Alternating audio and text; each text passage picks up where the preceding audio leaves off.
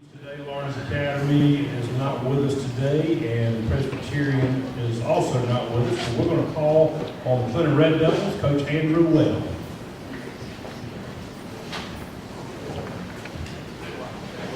Since we senior last, we went up to Seneca and lost an absolute heartbreaker.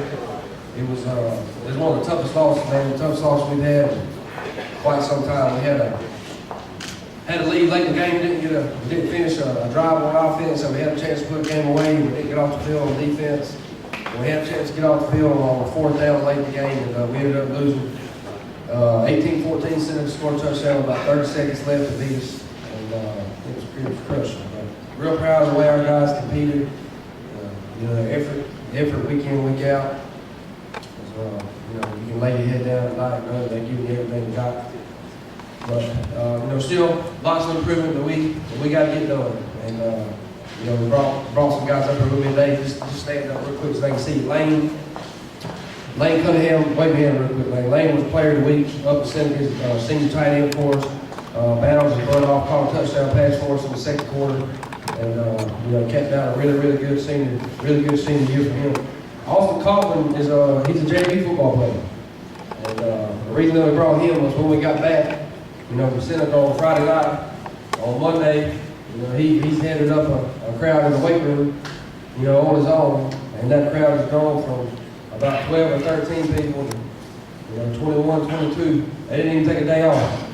And he's kind of headed that group up. It's been working. So real proud of both of them. Looking forward to see what Lane does in his future, and Kaufman as well. The things that he's going to do for our program over the next couple of years, we're excited to see. But we're always thankful for you. We're all proud to be Red Devils and working, and we can't wait till the next time. Thank y'all. All right, next up, standing in for Coach Chris Liner, we've got Coach Adam Howell from the Lawrence Raiders. Why does he took a bite? Or it can be Coach Reardon, whichever one wants to come. Looks like it's going to be you, Coach Howell. It looks that way. I'm not going to argue with you.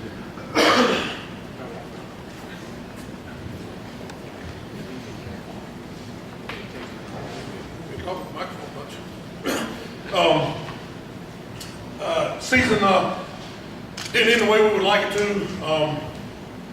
Ended at Northwestern, struggled off and on during the season. Some of the high points we had, especially this season, was we had a really good JV group coming up. We started 6 sophomores on our varsity program, which then in turn, when they come back together with that JV group, we got a lot of, looking ahead to next year, a lot of good things going on. Brought some guys with us today that saw a lot of playing time, all juniors. Y'all stand up real quick, stop shoving in your face. Wesley Carlay, and Jordan Austin, Trevor Williams, and Camden Carmen. All played for us this year, starters, get a return next year. Like I said, we have a good return group. We've gone straight back to the weight room, started training again. I'm looking for ways that we can improve. Going into next week, start talking about ways we can actually improve both strength-wise, speed-wise, have a little bit of time that we can do some football development, mental stuff, going through nutrition, just trying to make everything a little bit better for next year, and just hopes that we'll have that, that breakout year that we've been looking for. I want to thank y'all for having us here, and just thank these guys for coming and the coaches that came with us.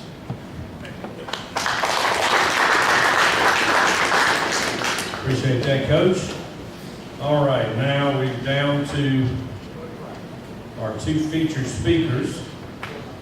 And I'm going to ask them to please come up to the front. We've got Mr. Don Munson, who is the voice of the Clemson Tigers. And we've got receiver Mo Brown from the University of South Carolina. And we're going to do, guys, y'all come right out here in the front. We're going to do a coin flip, see who goes first. He's the home team. Mo's the home team, so he gets to call. All right, see who goes first. All right, call it now. Tails. Tails. It is heads. Oh, I prefer. All right, first up, we've got University of South Carolina receiver, Mr. Mo Brown. Thanks, Don. I appreciate it. Don and I had a little Twitter razz last night, and I told him I was going to bring my A game. And his response was, "Well, I'm going to bring my national championship ring." And I said, well, touche. And he actually did. And, you know, I got my ring on from president of Association Letterman last year. And it's nice. It's kind of like a Chrysler 300. You know, you pull up to it, and it looks real good. And Dunn's walk in with Bentley, and I want to put it in my pocket. But no, it's all good. I do want to say this to my young, what's your name again? Austin. Keep doing that. My senior year in high school, we 6-6 going into it. And you know, one of the things that the seniors and I did going into that last year was to take responsibility for each other. And just kind of like you said, 12 people were showing up, people did some workouts and stuff. We went from 12 to having 50 people get ironclad, which was the ability to get your name on the back of your jersey. And that year we ended up going 11-2. So it makes a difference. That work in the off season is really what's going to take you forward. And I encourage you guys to Lawrence. As a matter of fact, Lawrence, I played the West Side my senior year. Y'all, it's undefeated until y'all beat us. Trent and Dandy stepped out of bounds, and that 2-point conversion was not caught. But we're going to talk about it. So anyway, while we're here, what I'll do the next 8 or so minutes is one kind of tell you about what it means to play in the Clemson Carolina game, and then I'll go into kind of a preview, and then what I think is going to happen moving forward with the rivalry. So just from a player standpoint, I'm from Anderson, South Carolina, so I'm a Belton to be specific, and I can do that with you, because y'all know what Belton is. So I grew up Clemson fan actually, and root for those guys, but I ended up going to USC. So as we all know, this is the most consequential game of the year. No matter what the record is, the ACC championship, national championship, all is great. But we know in this room, if you're from South Carolina, this is the bragging rights. You know, you got 365 days to say that we're on top of your state champions. And so while you may have that national championship ring right now, hopefully we take that state championship back come next Saturday. And it's just a great feeling. You know, you get into the game, the emotions are going. It's nothing but jump talking the entire game, and you just played at a very high level. And you know, it took Spurrier probably to my junior year to really understand what that rivalry was. And that's when we went down to Clemson, and I think the score was like 34-7. Y'all beat the mess out of us, and we ended up losing the bowl game that year to Iowa pretty badly, and that offseason was awful. And going into my senior year Clemson game, his tone during practice had changed. Like, hey, we got to get this one, because the people and fans of the Gamecock let them know that that's not acceptable to continue to lose to Clemson. We was able to win, and I like to say my claim to fame is that I was part of the team that started the thumb or the pinky, the index finger, however you count to 5, you know, whatever the first finger is for you. We started that, so that was fun. Now, looking forward to the game next Saturday, from a Gamecock perspective, I think Coach Muschamp had squeezed lemons, got lemons, and he made lemonade. And the team is probably playing the best they've played up until this point. On the defensive side, I think the biggest difference is our defensive line. They started using their hands and able to get to the pass rush and also shed blockers. There was a couple of years there, our D-line would get on the block and they just stay there. It was like they were doing a 2-step or something. I was like, what you doing? You got to get off the man and make a tackle. But we have seen great steps and strides made there on the defensive line. And then on the back end, Rashad Fenton and Jamarcus Kennedy is probably 2 of your better corners in the SEC. So that allowed us to put a little bit more pressure, bring 5 or 6 people. They're going to have to do that. Obviously, Kelly is, I would say, Deshaun Jackson 2.0. I think he's probably a little bit more gifted athletically, but overall, Deshaun is a one-time generation guy. So he's not quite on that level yet, but he obviously going to present some issues. And if we can keep him in the pocket and have our defense what we call level rush. And for our coaches, y'all know what this is. That means you don't run past the quarterback. Once you get to them, you level back out so you don't give them running lanes. And then also force turnovers. You don't give us the opportunity on defense to stay in the game. Offensively, Jake Bentley has to come out without the jitters. You know, he's a very emotional player. He plays with his heart on his sleeves, and because of that, you see him start games very slowly with balls coming out hot. He cannot do this against the number 2 team in the defense that Clemson presents. So he's got to come in and be composed early on in the game, and the coaches can help him do that by get some screens out early on, some quick hitters on the outside, running the ball, and essentially have him pull the ball. And speaking of pulling the ball, that's where you've seen our rushing attack grow. Once you start pulling that read option, we have been able to put up some good numbers, and A.J. Turner is running the ball well. And then on the outside, of course, we got Hayden Hurst and the other wide receivers, Shot Smith, Brian Edwards. All those guys have been playing really well, and if we can continue to get those balls in their hands, we're going to have a chance. It's not going to be an easy game for us, as we all know, but I think under the William Bryce lights and 7:30 game, everybody all liquored up and going crazy. I think we can create a pretty good atmosphere. It's going to be a close game, and we haven't been blown out in this whole season, so I think it will be very interesting. Obviously, if it comes down to a kicking contest, it may end in a tie, because I think both of our teams kind of struggling in that department. So we'll see. But that's what I see with the game. If I had to put a prediction on the score, I'll say it's relatively 28-24 game, go Gamecocks, and win a big upset. So that's where I see that game going. Now moving forward, I do see the rivalry tightening up some. These 5-game winning streaks, currently Clemson on a 3-game winning streak right now. I don't think you're going to see that moving forward. Muschamp has brought a different energy. I met with him when he first came in, and the one thing he said to me is like, Mo, 11-2, 11-2, 11-2. That's pretty awesome. That's good, but that's still a tier 2 school. And I'm going to make this a tier 1 school, and how we're going to do that is starting at the top of accountability with myself and bring that down to the player staff and so forth. And I can tell you he has done that. And what you are seeing from this team and the way they play discipline and play hard, it's not by accident, and they recruit their butt off. So I think you will see the recruiting tighten up, and therefore you will see a little closer match, and maybe 2-game winning streaks will be more coming in at 3 to 5. So I think that's good for everyone. Listen, you always want to be the guys that win, but at the end of the day, having that rivalry really be a rivalry is good for the state. So, buckle up. It's going to be a fun Saturday night, and may the best team win. Thank you.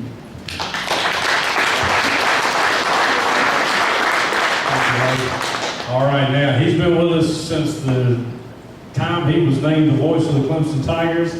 Let's hear it from Mr. Don Munson. We're going to be back here with you all. Love coming down here. We usually always plan this out about a year in advance, as a matter of fact. So I get a call or an email from somebody, and hey, get it on the calendar. So I put it on the calendar. Love coming down here and being with you. So Mo's a good guy. Mo's a great guy. We just said this is really the first time that we have met. He's wrong though. Okay, he's just wrong from this standpoint. No. The first thing to get ready for next week's game is make sure you take care of business this week. I mean, both of these teams in the state now, the Citadel will be coming to us. Wofford will be, of course, in Columbia. You can't overlook those teams. If you overlook those teams, you're asking for a world of trouble. So part of getting ready for the rivalry game is taking care of business this week. And so that's what both of these teams need to go out and take care of, and absolutely do. Now then, once you get by this, then you can really start talking about what is coming up in the state rivalry game.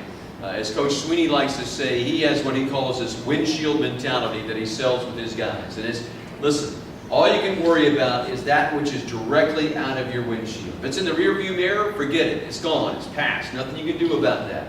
But you can take care of the business that's right before you, that's right at hand.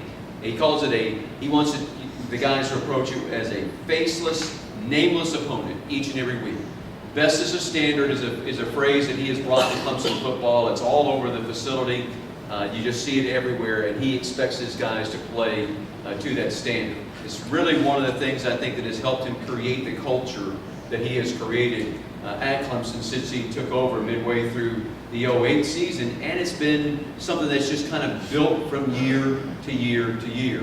If you ask him, hey, what was your most valuable or your biggest win in history, he'll actually take you back to that 2012 game against LSU in the Chick-fil-A Peach Bowl, and that victory over there is the one where he kind of felt like that was the point where the program stepped back forward and took a major step.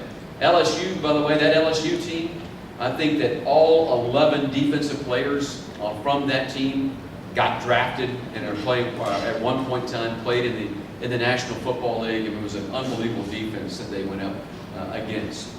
And that is, I can tell you, during my tenure, I used to think that championships were won with great defense, great offense. I'm telling you, the difference, what makes championship teams, what really makes championship teams is the 4 guys that you have up on a defensive line. That's what enabled South Carolina to win 5 in a row against Clemson, just because of the talent that they had on the defensive line. If you get 4 defensive linemen now that are just war daddies, they can just absolutely play. They can control the line of scrimmage. They can control even 5 guys on the offensive front, because usually they're better athletes than the offensive linemen are concerned. But that is where really championship football is won. That's one of the real reasons that I'm excited about what Clemson can do in Columbia here coming up in just a little over a week, and also excited about maybe what they can do in an ACC championship game if they win that, than getting back into the playoffs. Because I don't think that there's a better defensive front 4 in all of college football than what Clemson has currently right now. Cleveland Ferrell and Austin Bryant, the 2 defensive ends, are as good as they come. And it just seems like that Clemson just continues to kind of get better and better and better each year at defensive end. Well, those 2 young guys have definitely done that. Christian Wilkins, Dexter Lawrence. Dexter's been banged up. Don't know whether he's going to play again this week after he missed last week. Not expecting to see him this week against the Citadel. They try to really get an ankle and a foot problem healed up for him, and then have him really ready to go against South Carolina on that Saturday night. But those 2 guys, and then the depth also that is behind them, that is now also beginning to build from that status. You got, all of a sudden, you got a rotation of 6 or 7 guys that can play along a defensive front, and you can do a lot of damage, because then you can do different things with your linebackers and your defensive backs and all that kind of stuff. The other thing, though, that is one of the strengths, I think, of Clemson is that offensive line. 9 different players can play on the offensive line. Robbie Caldwell, who's the offensive line coach, has done a marvelous job of cross-training a lot of these guys. So guys can come in, they can plug in at tackle, they can plug in at guard. We've got one kid, Maverick Morris, last year actually played 4 different positions in one game for us. He played both tackle spots and both guard spots for us, all in one game, and he's back for this will be his senior campaign this year. So you take a look at those, and just controlling the line of scrimmage. And people talk about going to war and warfare. That's how wars are won. That's how battles are won, by controlling the line of scrimmage, controlling that area. And that's one of the things that Clemson does exceedingly well. Mo mentioned Kelly Bryant. Kelly is obviously, when you come in and you're substituting or trying to fill the role that Deshaun Watson held for Clemson the last 3 years, not an easy task. Clemson very different, though, offensively with Kelly than they certainly were with Deshaun. Deshaun could run the football. It wasn't that he couldn't do that. But he was definitely going to throw that pigskin all over the field. Clemson's not that team anymore. Clemson right now is a running football team. Kind of drives our fan base a little crazy, to be perfectly honest with you. Because Clemson now is a football team. They're going to go out, they're going to grind it out against you, try to get 200 yards rushing. They've won 41 ball games in a row where they've had 200 yards rushing in a game. 41 in a row when they've been able to do that. So that's kind of the magic point for them right now. They're averaging about 225 yards per game. Kelly's a big part of the run game, but now with Travis Etienne, the young freshman running back, really coming into his own, Tavian Feaster coming into his own, And then the other two that are back there, C.J. Fuller, Adam Choice as well. The running game has been outstanding. People ask, well, what about last year? You know, the 56-7 victory by Clemson. Last year has no meaning for this year. That was last year. And again, that's kind of that windshield mentality. It actually may mean more for South Carolina than it does for Clemson because there's that bit of that revenge factor that is there. They don't want to, believe me, they don't want to step out in the field and see that happen to them again. So it's really, I think, is something that Coach Muschamp and his staff will really be able to use going into the game. Night game really doesn't matter for Clemson. Clemson now, with this night game coming up, will have played 14 of their last 15 games on the road at night. So they're used to being kind of night road warriors from that standpoint. And usually every stadium that they have stepped into, particularly this season, it's been somebody's blackout, or it's been somebody's whiteout, or it's been the biggest game in the history of the school. I mean, it's just the way that it's gone. And the culture of Clemson football right now is that the kids are used to it. They expect it. They know that the target is on their back, and that was another thing that Coach Sweeney has really talked with this year's team about, is embracing that target.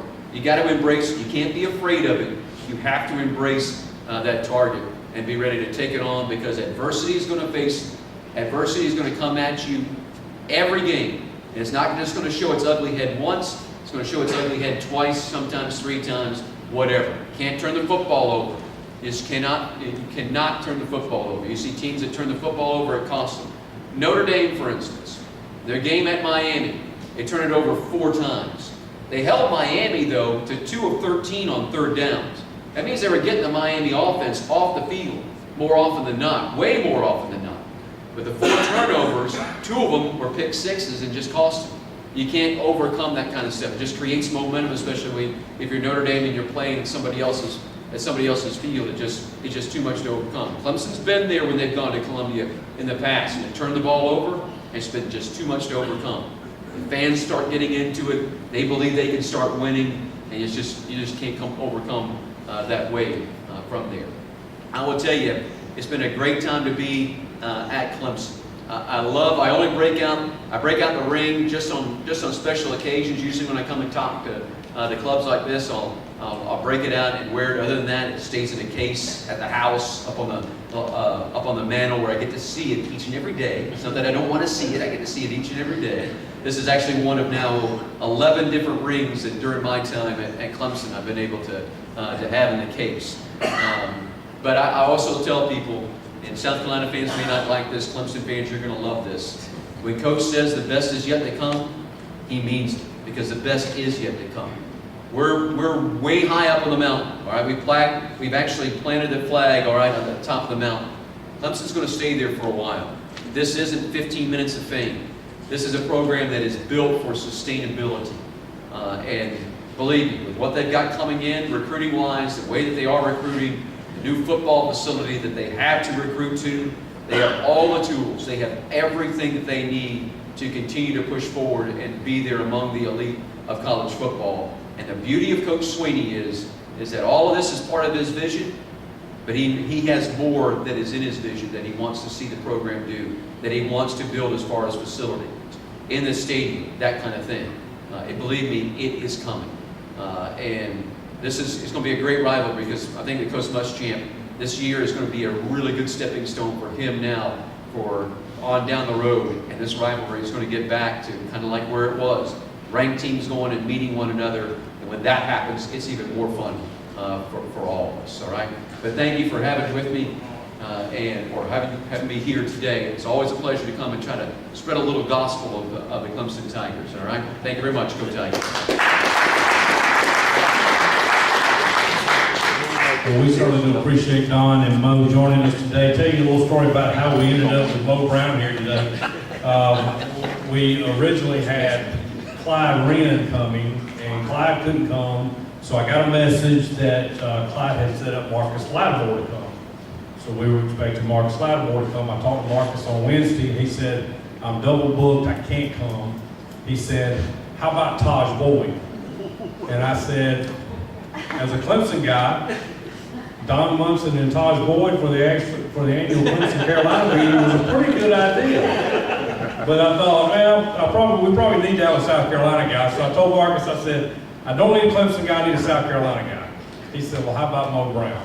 Well, I don't think Marcus couldn't have done a better job than Mo Brown coming, and we appreciate Mo being here. And as usual, this is Don's annual stop the week prior to the Clemson-Carolina game, and we appreciate that as well. I want to remind, before we get to our door prizes, I want to remind everybody, our annual banquet will be right here on December the 6th. That is a very special night for two reasons. One is Danny Morrison, former president of the Carolina Panthers, will be our featured speaker. Danny will do a great job. Second thing, and most importantly, we will recognize our all-county team on that night. So we'll have the entire all-county team here with their parents, and we'll recognize them on that night. So that is Wednesday, December the 6th. We'll have more information coming out about that. All right, now it's time to do some door prizes, but I don't have any tickets. Can anybody see the... Speaking of